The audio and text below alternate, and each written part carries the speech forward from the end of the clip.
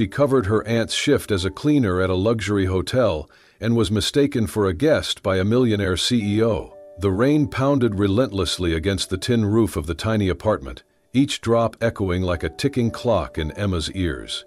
The desk lamp flickered for the third time that evening, casting long shadows over her open textbooks. She barely noticed. Her eyes, weary from hours of studying for the prestigious medical scholarship, scanned the same sentence over and over again. Outside, thunder rumbled like a distant beast. Inside, the only sound was the scratching of her pen until her phone rang. The shrill tone startled her. She glanced at the screen. Aunt Lily. Her heart sank. "Hello, Auntie?" she answered quickly. There was a pause, a rustling noise, and then a trembling voice, hoarse and panicked. "Emma, I slipped. My ankle. I think I sprained it. I cannot go in tonight." Emma sat up straight, her muscles tensing. "What? Are you okay? Where are you?" "I'm home now," Lily's voice cracked. "I tried to walk it off, but it hurts too much. I cannot stand properly. Emma, if I do not show up, they might cancel my contract. I am on probation. They already cut 2 other cleaners last week." Emma felt a sharp stab of anxiety. Her aunt had worked so hard to keep this job at Grand Avalon, the city's most luxurious hotel. It was the only steady income they had since her parents died. Emma knew what the job meant, not just to her aunt, but to her own future, too. "I do not know what to do," Lily whispered, her voice choking up. "Emma, could you please, just this once, go in for me? Just clean a few rooms, just tonight." Emma froze, her mind racing. Her scholarship interview was in 2 days. She had hours of material left to revise. And this was not a normal shift. Lily had mentioned earlier that her assignment tonight was on the executive floor, the VIP section. The guests there were the richest of the rich, politicians, CEOs. Everything had to be perfect. One mistake and Lily could lose her job. Emma stood and walked toward the small window. Rain poured onto the cracked pavement outside. She took a deep breath. "Okay," she said quietly. "I'll do it. You will?" Lily's voice was filled with disbelief and then overwhelming gratitude. "Oh, Emma, thank you. Thank you so much. The uniform is clean and hanging behind the door. The staff ID is in the pocket. Just swipe it to enter from the side entrance." Emma nodded, even though Lily could not see her. "Rest. Ice your ankle. I'll take care of it." After hanging up, Emma changed quickly. The uniform was slightly large for her, and the fabric was coarse and worn. She stared at herself in the mirror, no longer a medical student, but a hotel cleaner.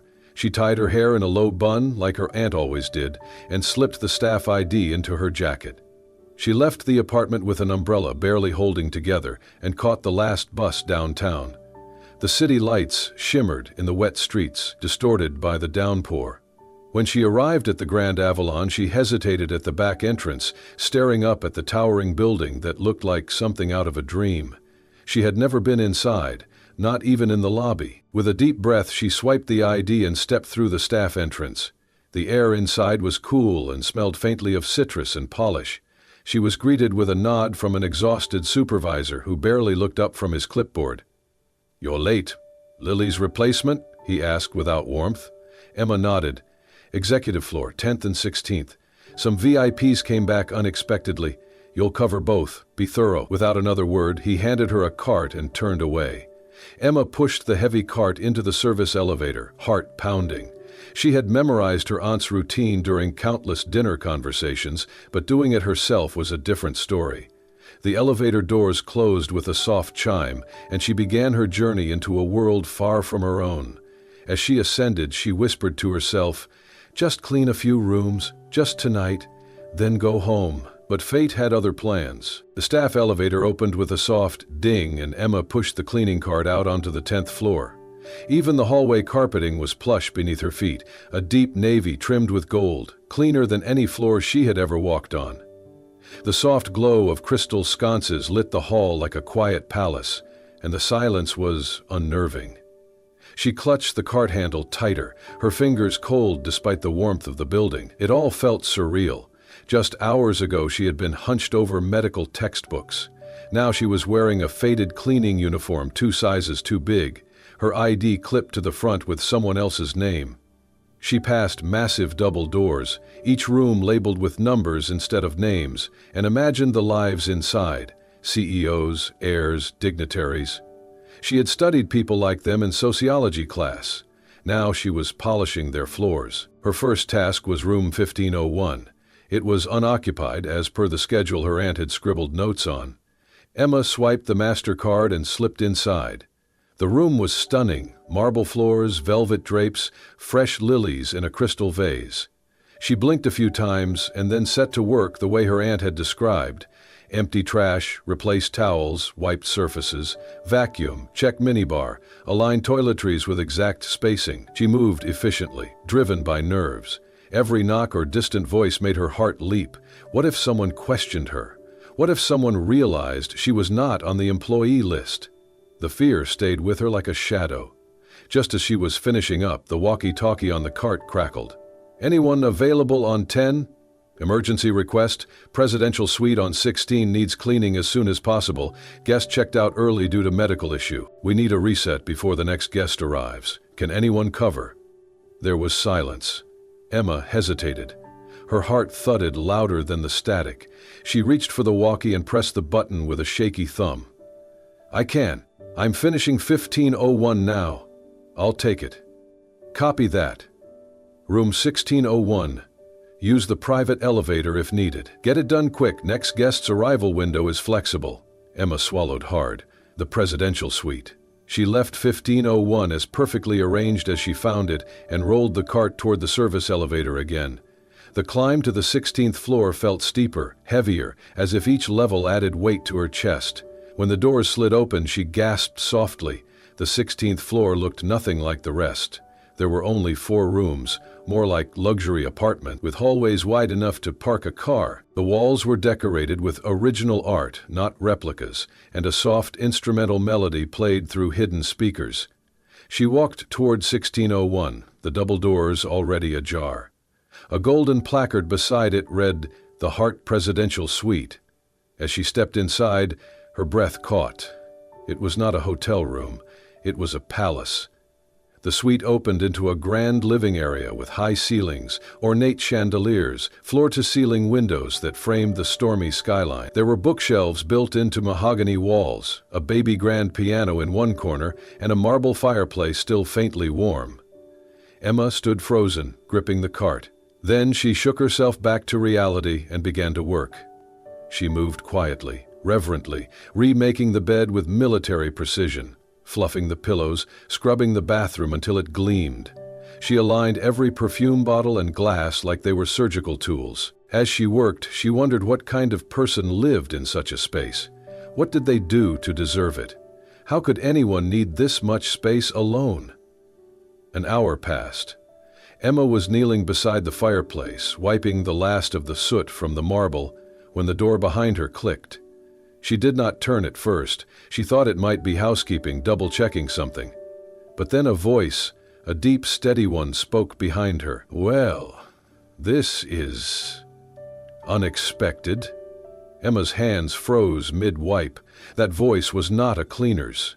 She turned slowly, and the man standing in the doorway was unmistakable. Tall, sharp-suited despite the late hour, with silver at his temples and a phone still in his hand. He looked like he stepped out of a business magazine cover. His eyes narrowed slightly as they scanned her face. Then he raised one eyebrow and offered a tight, knowing smile. "I was not informed of any surprise arrangements tonight, but I suppose Grand Avalon still knows how to keep its top clients entertained." Emma's mouth opened, then shut. Her blood ran cold. "What? What do you mean?" she stammered. The man tilted his head, amused. "You can drop the act. It is fine. I do not need the extra attention, but thank you anyway." Emma stared at him, horrified. "I am just cleaning," she whispered. He blinked, confused for a moment, then skeptical. "You are? A cleaner?" Emma could not answer. Her eyes filled with tears. She grabbed her cloth, stood up, and backed away. "I am sorry," she said, voice cracking. "I will leave." She left the cart, her aunt's ID, everything, and ran. The moment Emma turned to face him, the stillness of the presidential suite shattered. Her hands trembled slightly as she held the cloth, her breathing uneven, eyes wide with confusion and fear. The man standing by the door studied her for a long beat. He set down his phone on the side table with slow deliberation, his gaze fixed on her like he was trying to place her in a context that made sense. He took a few steps forward, his voice low, tinged with sardonic amusement. "You know," he said, "I thought I told them I was not interested in this kind of service anymore." Emma blinked. I'm sorry?" "The hotel," he clarified, as though she were in on a private joke. "They like to be discreet with their VIP guests. A little after-hours surprise.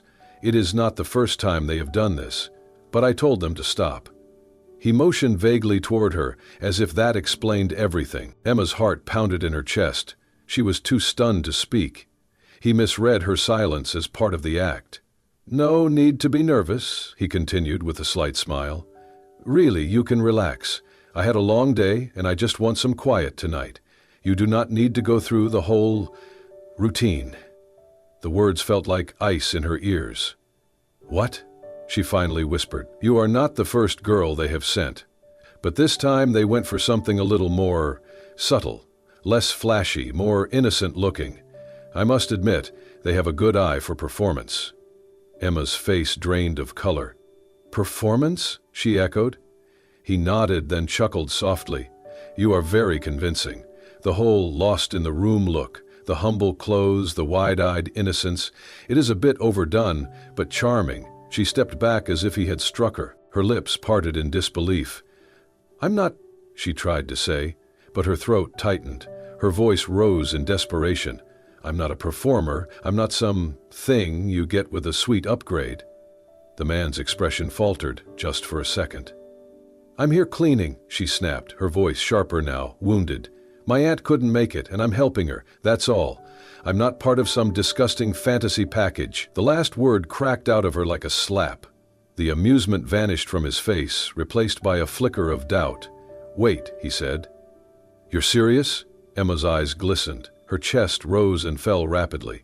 "How dare you? Just because I'm in this room, wearing a cheap uniform, doesn't mean I'm for sale."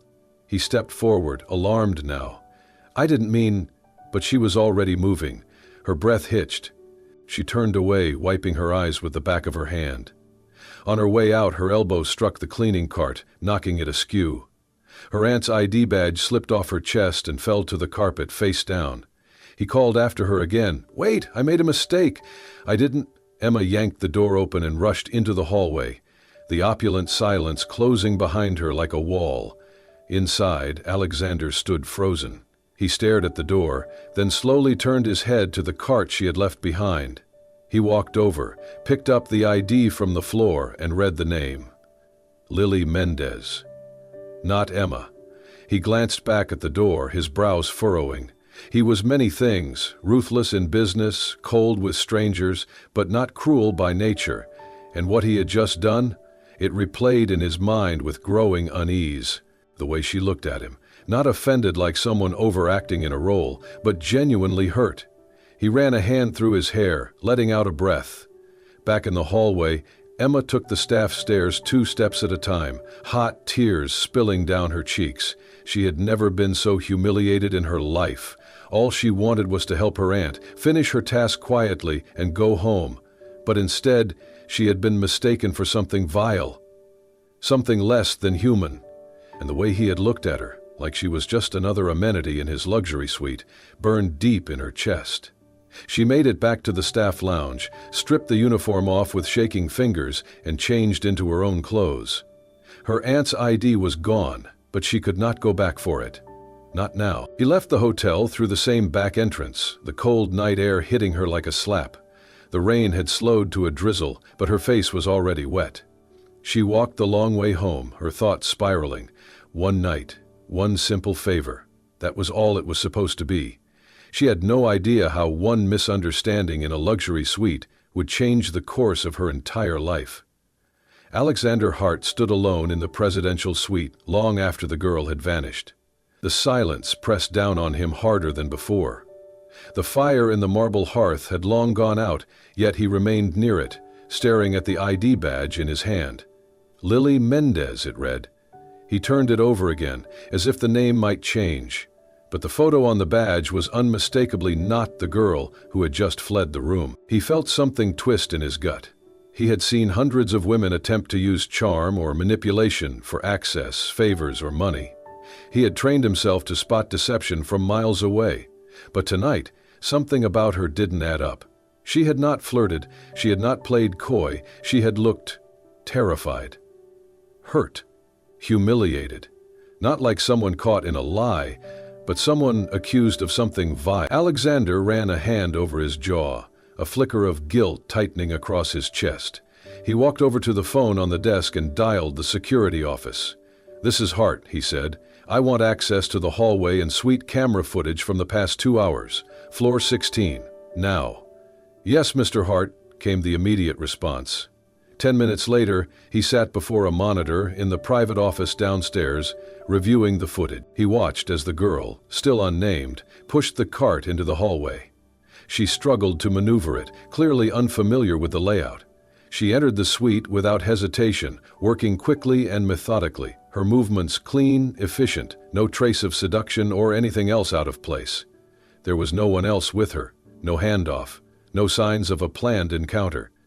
She was, simply, doing her job, or rather, someone else's. "Who is she?" Alexander asked quietly. The head of security shifted uncomfortably. "Well, the badge she used belongs to Lily Mendez, longtime cleaning staff, but that wasn't Lily. We can run facial recognition through employee records if you'd like."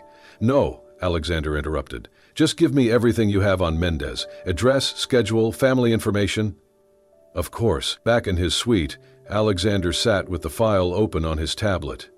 Lily Mendez, 57, employed at Grand Avalon for 7 years, 0 disciplinary marks, lived in a working-class neighborhood east of the city, 1 dependent listed under her emergency contact, Emma Mendez. The name jolted him. He stared at it for a long moment. Emma. That must have been her. He didn't know what disturbed him more, the fact that he had insulted a young woman who was clearly trying to help her injured aunt, or the fact that he had looked at her with the same cold detachment he reserved for transactional encounters. Her face returned to his mind in perfect clarity, wide brown eyes filled with tears, the way her voice broke, the rawness of her pain. He was a man known for never second-guessing himself. Tonight, he could not stop. He stood abruptly and walked to the window. The rain had stopped, but the city below still shimmered with leftover stormlight. For years he had lived his life in precision, deals, data, control. Feelings were inconvenient. People were assets or liabilities. But that girl, Emma, was neither. She was real. And he had reduced her to something less than human in a single, careless assumption. Alexander turned away from the window, jaw tight. He reached for his phone and dialed his executive assistant. "Claire," he said when she answered groggily. "First thing tomorrow morning, I want you to schedule a private meeting with the hotel manager. I also need background on all cleaning staff assigned to executive floors in the past 72 hours. And find me a phone number or address for Emma Mendez." Claire paused. "Of course, sir. May I ask why?" Alexander exhaled slowly, staring at the ID badge still resting on his nightstand. "Because I made a mistake," he said, "and I intend to fix it." 2 days later, Alexander Hart stood in front of a faded green door in a narrow hallway of a low-income housing complex on the east side of the city. The building smelled faintly of mildew and boiled vegetables, a stark contrast to the marble and eucalyptus-scented air of the Grand Avalon. He adjusted the collar of his coat and knocked twice. The door creaked open, and a woman in her late 50s peeked out, her eyes wary until she recognized him from photographs and news articles. "Mr. Hart?" she asked, surprised. "Yes," he said with a polite nod. "You must be Ms. Mendez." She blinked, then opened the door wider with some effort, leaning on a cane. "Forgive me," she said, "my ankle's still healing. Come in, if you don't mind the mess." The apartment was small but clean. A worn couch sat in the middle of a modest living room, next to a stack of medical books and empty tea mugs. The television was off, and the air was filled with the scent of lavender and menthol ointment. Alexander stepped in, taking in the modest surroundings. He had been in boardrooms more opulent than most ballrooms, but this space, humble and personal, made him oddly quiet. "I'm not here to cause trouble," he said gently. Lily offered a tired smile as she settled onto the couch. "I guessed that. You're not exactly the suing type, but I know why you're here." Alexander raised an eyebrow. "You figured out it wasn't me cleaning that night," Lily said. "I heard from one of the staff that you were asking questions." "About Emma?" He nodded slowly. "Yes, I realized I made a mistake, a serious one." Lily looked down, twisting the hem of her sweater. "She was only trying to help me. I had fallen, twisted my ankle bad, and if I missed that shift, I was afraid I'd lose my job. So she offered to go, just for one night." Alexander remained silent. "She begged me not to tell anyone," Lily continued, her voice growing softer. "Said if someone found out she wasn't staff, I'd be fired. She thought she could just go in, clean a few rooms, and leave without anyone noticing." "But someone did," Alexander murmured. Lily nodded. "She hasn't stopped crying since." He looked at the books on the table again. "Medical school?" "She's in her final year, applying for a scholarship. Works 2 part-time jobs and still studies till midnight. I keep telling her she's burning the candle at both ends, but she says it's the only way." Alexander let out a slow breath. "She didn't deserve what I said to her." "No," Lily agreed, "but she understands why you thought what you did. She knows how people like her are seen, especially by people like you." There was no accusation in her voice, just tired truth. Alexander stood. "Can I speak with her?" Lily looked at him for a moment, then nodded. "She's at campus most of the day, Med Building, room 213. She volunteers in the free clinic after class. She's hard to miss." The university campus buzzed with life. Students on bikes, others huddled over laptops, and the occasional clatter of coffee cups. Alexander stood out like a lighthouse among the sea of youth, tall, suited, and out of place. He walked into the medical building and found room 213 easily. Through the glass window of the clinic reception, he spotted her. Emma. She was seated at a desk, sorting medication samples into labeled trays. Her hair was tied back neatly, and she wore a white coat slightly too big for her. Despite her tired eyes, she moved with purpose. He knocked softly. Emma looked up and froze. She rose to her feet slowly, lips parting in disbelief. "What are you doing here?" Her voice wasn't angry, just small and cautious. "I came to apologize," he said. She hesitated, her hands gripped the edge of the desk.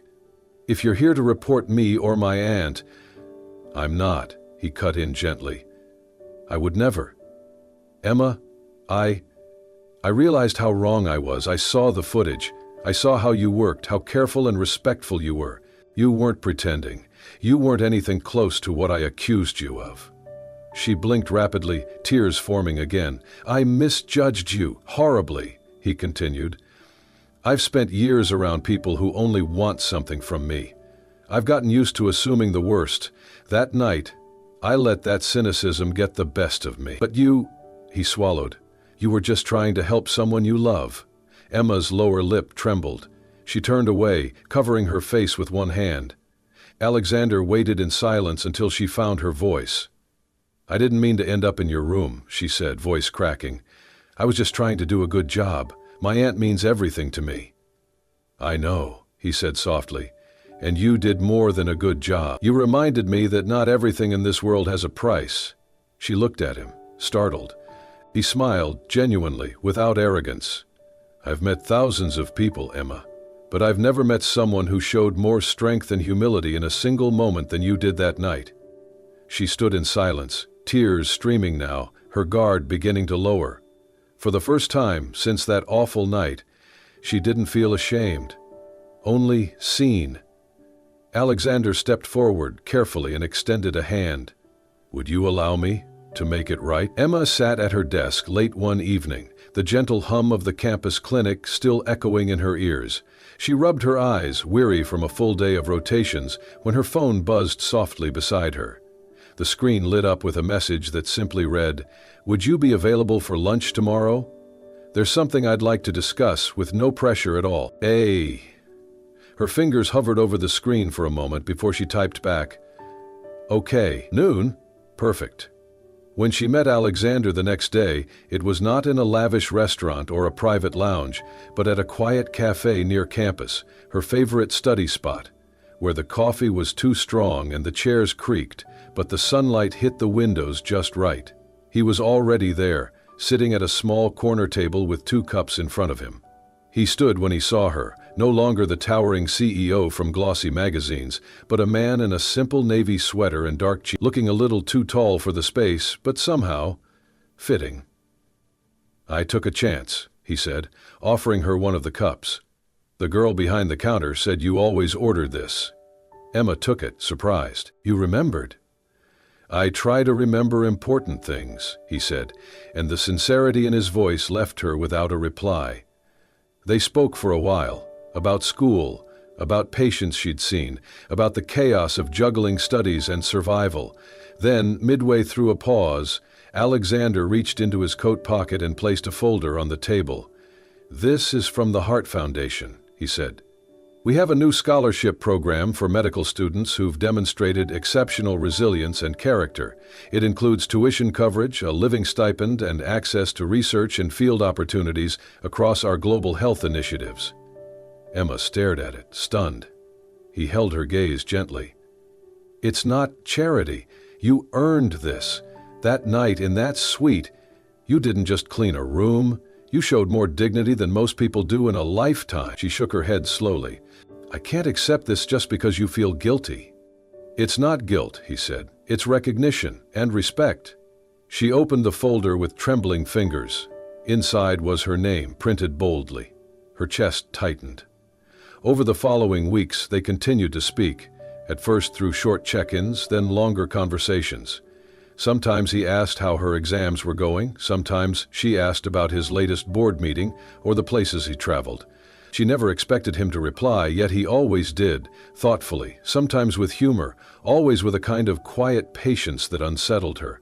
Emma found herself thinking about him more often than she wanted to admit. Alexander, too, felt something shift. It had started with guilt, yes, but now it had grown into something he could not ignore. Emma's honesty disarmed him. Her lack of pretense was like air after years of fog. He watched the way she spoke to people, never condescending, always listening. She remembered the names of janitors and security guards. She stopped to help strangers without a second thought. She lived as though kindness was her default. It humbled him, and it made him wonder how he had gone so long without someone like her in his life. One afternoon, after they had finished a site visit for a new community clinic his foundation was funding, they stood outside under the late spring sun, the city humming softly around them. "You've changed," she said quietly. Alexander turned to her. "How so?" "You're softer," she said. "More open," he chuckled. "That's not what my board says." Emma smiled but looked away. "I just mean, I think the world used to feel like a battlefield to you. Now it seems like you're trying to heal it instead of conquer it." He didn't answer right away. Then softly he said, "You made me want to." She looked back at him, startled. Alexander stepped a little closer, not imposing but earnest. "Emma, I have built empires, negotiated billion-dollar deals, been in rooms with kings and presidents. But nothing has shaken me more than the way you looked at me that night when I misunderstood you, and nothing has stayed with me longer than the grace you showed afterward." Emma's heart pounded. "We're from different worlds," she whispered. "I don't belong in yours." "That's where you're wrong," he said, his voice firm but warm. "You belong anywhere you choose, and if you'll allow it, I'd like to be part of that world, wherever it is." She searched his face, looking for arrogance, for pretense, but found only truth. And for the first time, she let herself smile, not just politely but fully, not because he was a CEO, but because he was Alexander. And she was no longer afraid. A year passed like the turning of a page, quiet yet profound. Emma had graduated from medical school with honors, her white coat ceremony marked not by pomp but by quiet pride. She had earned a position as an intern at a respected city hospital. And though the hours were long and the pay modest, she walked each corridor with purpose. She no longer feared the future. It felt, for the first time, like something she had shaped with her own hands. Throughout that year, Alexander remained present, not intrusively, but with quiet consistency. A thoughtful message during exam season, a warm cup of tea left backstage at a lecture she gave, occasional dinners where he listened more than he spoke. He never pressed her. He never tried to impress her. And perhaps that was what impressed her the most. Then came the night of the Foundation's annual charity gala, a luminous evening held at the Grand Avalon itself. Emma stood in front of the same grand doors where her story had begun, now dressed in an elegant navy gown, her hair swept back, her posture strong. Inside, the ballroom shimmered under cascading lights. Guests in black tuxedos and sequined gowns sipped champagne and made polite conversation, unaware of the quiet, extraordinary story walking among them. Alexander, as host, gave the final speech of the night. He stood beneath a golden chandelier, his presence commanding as always, but his voice when he began was softer than expected, reverent. "I've built a life measured by contracts and market shares," he said, scanning the room. "For a long time I believe value came from status, wealth, efficiency. But this year I met someone who unraveled that belief completely." A murmur rippled through the crowd, but Alexander continued, his gaze drifting briefly toward the back of the room, where Emma stood still. Her breath caught. She wasn't a partner, not a donor, not a CEO. She was someone I met by accident, though I think now, not really by accident at all. Someone who walked into my world for one night and reminded me what grace, strength, and true dignity look like. Silence followed, deeper than before. "I want to thank her," he said, "because without her, I might still be chasing everything that matters least." He stepped down to a wave of polite applause, but his eyes never left Emma's. Later, as guests mingled and the music swelled, Emma wandered to the balcony for air. The city lights twinkled below like 1,000 fireflies, and for a moment, she let herself breathe. "Emma." His voice was quiet behind her. She turned. Alexander stepped forward, his expression open but uncertain, something rare for a man who always seemed to know what to say. "I meant every word," he said. She nodded, unsure what to say in return. He hesitated, then smiled faintly. "You know, I've negotiated mergers between companies worth billions and faced off against the world's most ruthless competitors, but nothing has made me more nervous than this moment." Emma's lips curved, just slightly. "Why?" "Because," he said, his voice low, sincere, "what I feel for you isn't calculated. It's not strategic. It's terrifyingly real." She looked up at him, her eyes soft. "I used to think I understood people," he continued. "Used to think I could read them, predict them. But then a girl showed up in my suite one rainy night, not to impress, not to gain anything, but simply to help someone she loved. And she changed everything I thought I knew." Emma felt tears sting her eyes. "I've fallen in love with you," he said, "not because of anything you've done to win me over, but because of everything you are when you think no one's watching.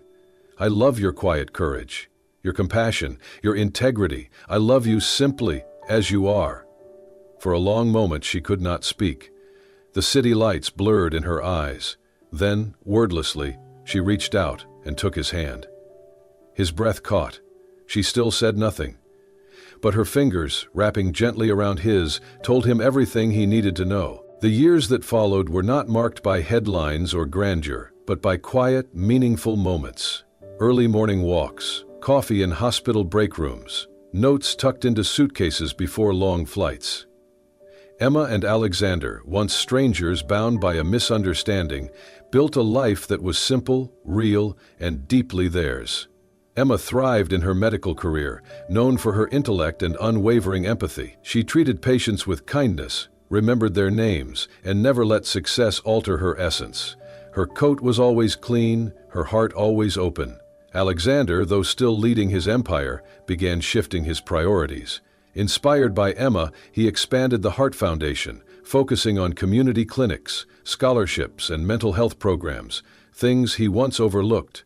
He moved from skyscrapers to service, from power to purpose. Fine, Stepsy, Nora. Their relationship remained private. There were no public declarations, no magazine covers. But those who knew them could see it, in the way he looked at her, in how she smiled just a little softer when he entered the room.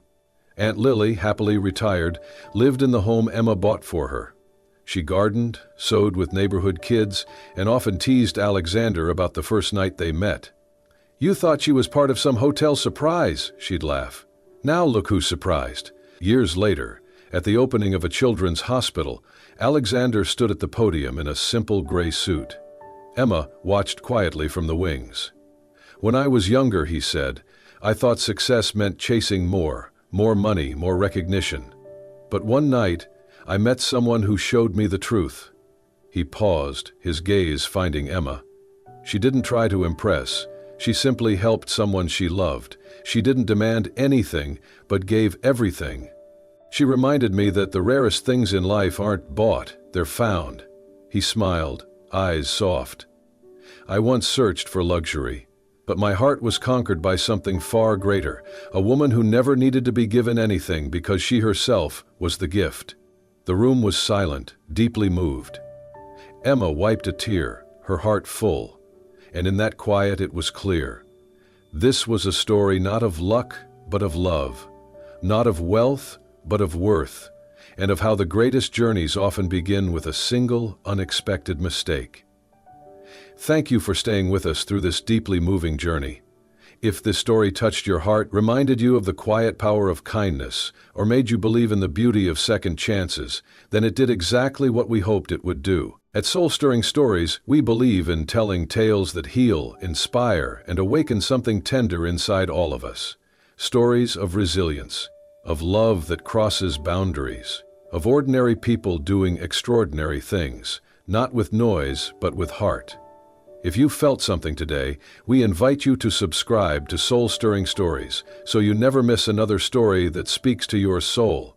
Because sometimes the smallest moments hold the greatest meaning. We'll see you in the next story.